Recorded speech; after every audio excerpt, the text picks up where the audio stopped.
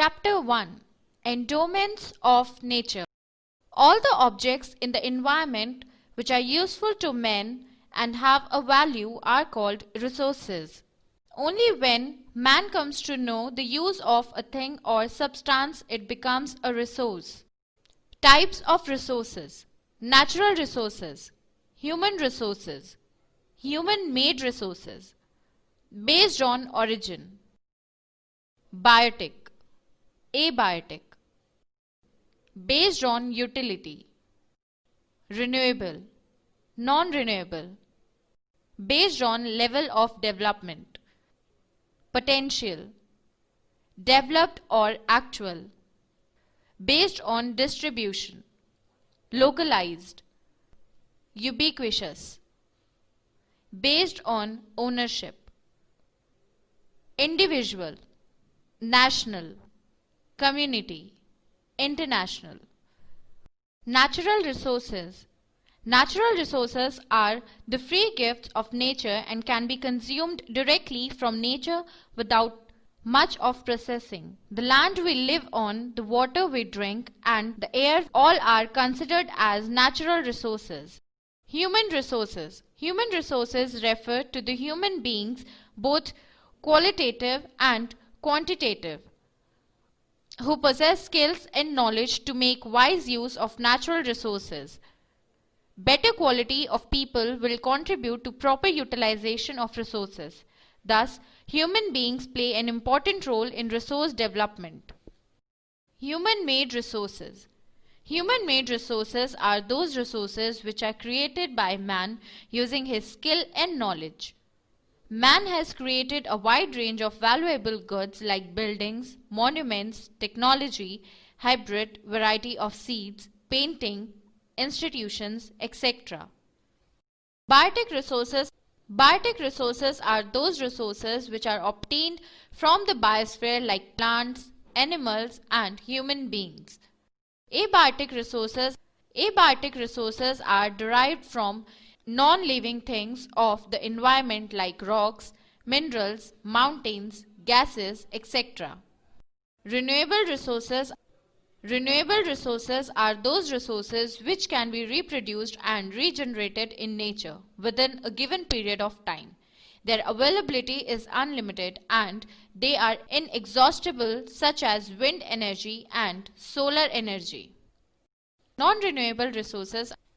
Non-renewable resources are those which cannot be renewed or regenerated immediately. With the rapid consumption, they can get exhausted. For example, minerals once utilized cannot be replenished or regenerated quickly and are exhaustible. Potential resources. Potential resources are those which exist in a region but are not fully developed due to inaccessibility and inappropriate technology. These resources can be developed in the near future with the development of technology. For example, Rajasthan has potential for the development of solar and wind energy, but it is not fully developed. Actual resources. Actual resources are those which are fully surveyed and well estimated in terms of utilization with the available technology. The Damodar coal fields in India, alluvial soil of northern plains, and oil fields of Assam are examples of actual or developed resources. Localized resources. Resources which are confined to certain parts are called localized resources, like coal and petroleum. Ubiquitous resources. Resources which are widespread all over the world are called ubiquitous resources, like water, air, land, etc. Individual resources are those which are owned privately by individuals. For example, a plot of land, a car, etc.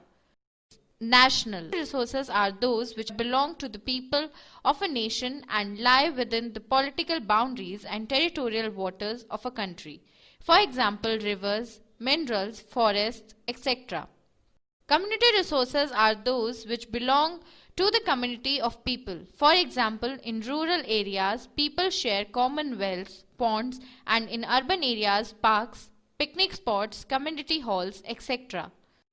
International resources are those which lie beyond the territorial waters of a country.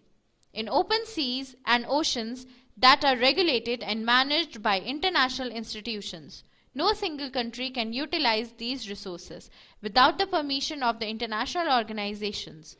Mineral resources, fisheries, etc. are some examples of international resources. Conservation of resources.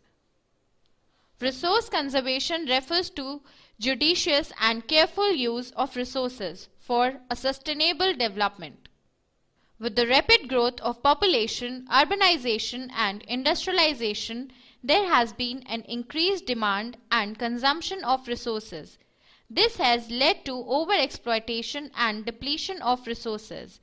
To prevent misuse, overexploitation and depletion, the conservation of resources is necessary. Sustainable development. Development of the resources should be done without damaging the environment, and the needs of present generation should not be compromised with those of the future generations. This is known as sustainable development. We, the children of India, can join hands to conserve our valuable national resources by preventing wastage, saving every drop of water, growing trees, using alternative fuels to reduce pollution, not disturbing habitats of animals, not polluting our water bodies, controlling deforestation.